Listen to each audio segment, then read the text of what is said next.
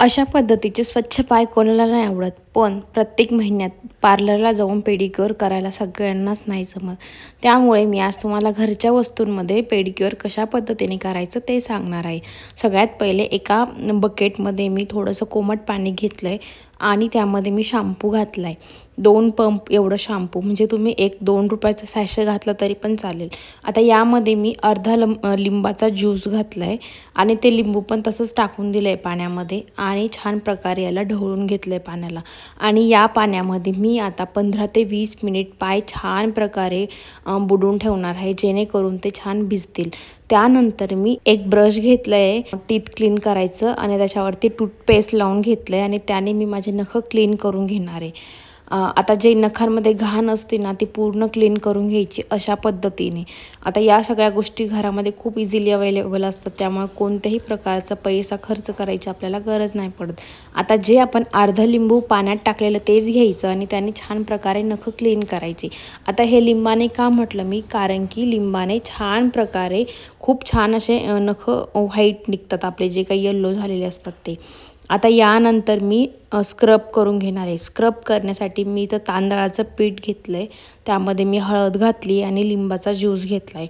या गोष्टीसुद्धा आपल्याला खूप इझिली अवेलेबल असतात घरामध्ये आणि छान प्रकारे सगळ्या पायाला लावून स्क्रब करून घेणार आहे.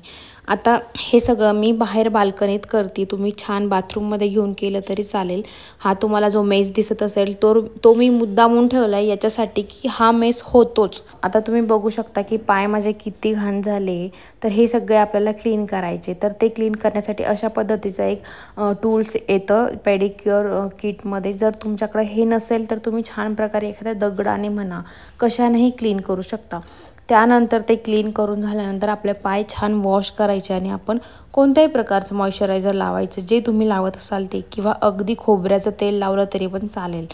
आता हे सगळं झाल्यानंतर आपण नख आपले काढून घेणार आहे.